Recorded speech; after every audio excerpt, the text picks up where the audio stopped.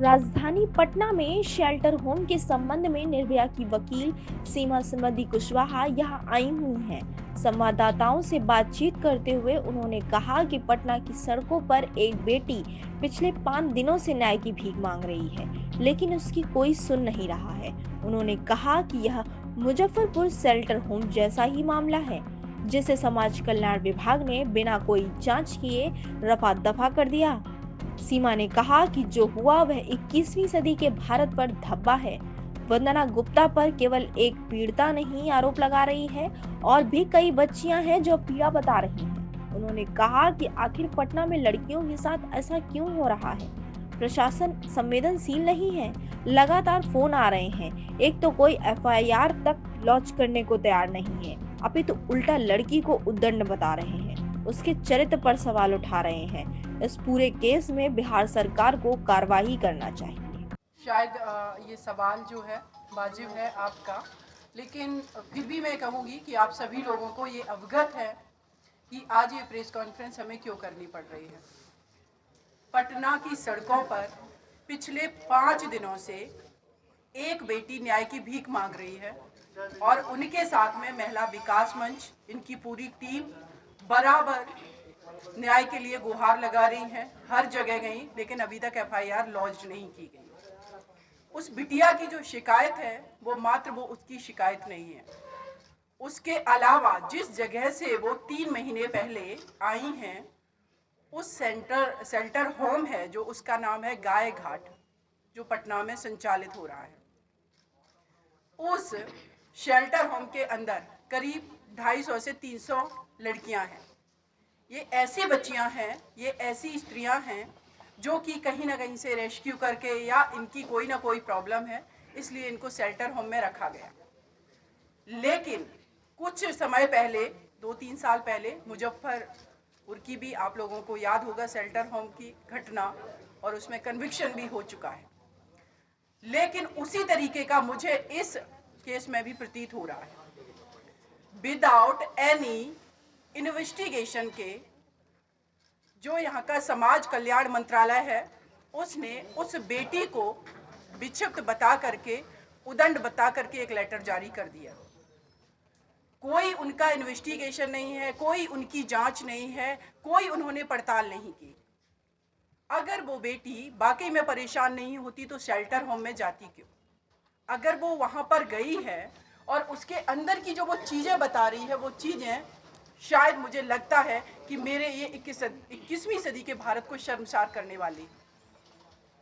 उसके साथ रेप है कि आखिर क्यों हमारे देश के अंदर और इस पटना में बेटियों को इतना पीड़ित किया जा रहा है, क्यों अभी तक उस बच्ची की एफआईआर लॉन्च नहीं की गई है, जबकि रेप लॉ निर्भया केस होने के बाद इतना स्ट्रिक्ट कानून बना है। लेकिन जितने भी अधिकारी हैं, चाहे वो पुलिस में हो या एडमिनिस्ट्रेटिव ऑफिसर्स हों, ये लोग कभी भी संवेदनशील तरीके से काम नहीं करते।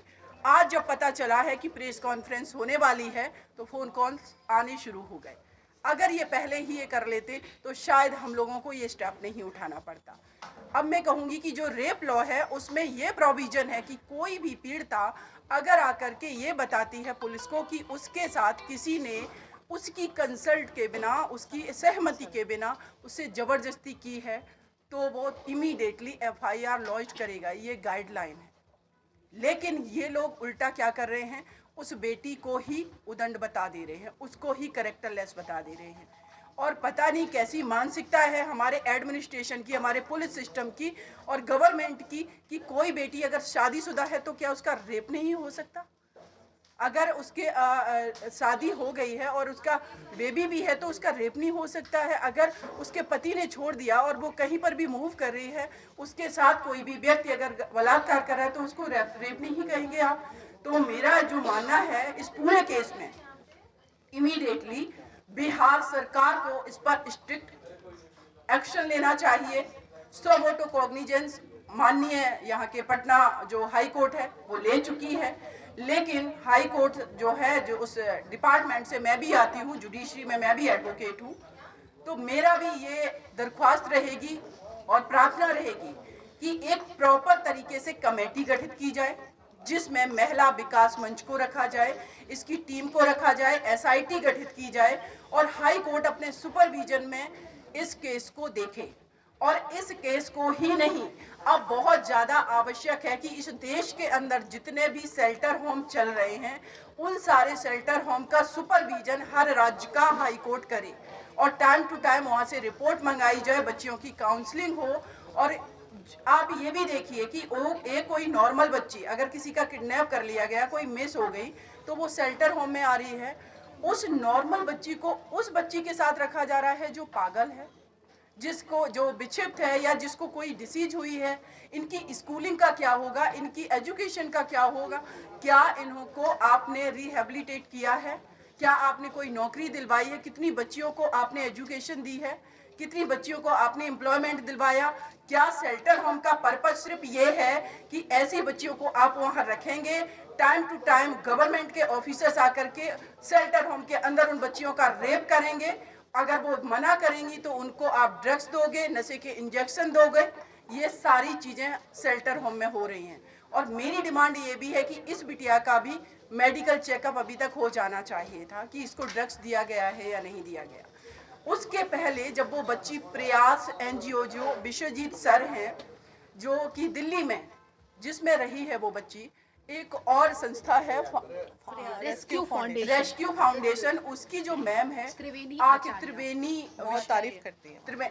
आखिर ये बच्ची अगर विक्षिप्त है तो उन दो व्यक्तियों की क्यों तारीफ कर रही है? ये लगातार कह रही है। और उस बच्ची का पिक्चर देखिए, गूगल में इतनी हेल्दी, इतनी प्यारी बच्ची है, जूडो कराटे सीख रही है, लेकिन जब वो इस शेल्टर होम में आती है तो उसको इस कंडीशन में पहुंचा दिया जाता है। तो ये विषय जो है बहुत ही गंभीर है। देश की 49% आबादी की सेफ्टी सुरक्षा का सवाल है और मैं यही उम्मीद करती हूं कि इमीडिएटली इस पर एफआईआर लॉन्च होगी, बंदरा गुप्ता को वहां से सस्पेंड किया जाएगा और जितने ऑफिसर्स जिनके पास महिला विकास मंच की महिलाएं गई हैं, वो बिटिया गई है, चाहे वो पटना के डीएम हो, यहाँ के एसपी हो, जिन्होंने अभी तक एक्शन नहीं लिया है, उन सबको इमीडिएटली सस्पेंड किया जाए। उसके बाद जो एसआईटी की टीम गठित हो उसमें जो है काउंसलर या महिला विकास मंच की महिलाओं को रखा जाए। मैं ऐसी उम्मीद करती हूँ और इस बेटी के लिए आगे फर्दर महिला विकास के मंच के साथ मैं खड़ी हुई हूँ, निर्भया के जस्टिस की तरह हाथरस की बिटिया या देश की और बेटियों के लिए लड़ रही हूँ। तो ये मेरा उद्देश्य है कि आप लोग भी हमारी आवाज़ बने। तो आप सभी साथियों का, मीडिया कर्मियों का बहुत बहुत शुक्रिया और प्लीज़ आप लोगों से हाथ जोड़ के प्रार्थना है, आप इस देश का चौथा स्तंभ में, देश की आबादी 49% महिलाओं की है जो कि बहुत टैलेंटेड हैं, एनर्जेटिक हैं, इंटेलिजेंट हैं। इनकी आवाज़ को दबने ना दीजिए और इनका साथ दीजिए। ये देश में बहुत कुछ कर सकती हैं, लेकिन इस तरीके से अगर दफन होती जाएंगी वो बेटियां, वो बेटी, उसको देख करके दर्द महसूस हो रहा है कि उसकी वो पिक्चर जो आज से करीब 4-5 साल पहले की है और आज उसको किस कंडीशन में इन लोगों ने पहुंचा दिया है। तो ऐसी मैं उम्मीद करती हूँ आप लोगों से।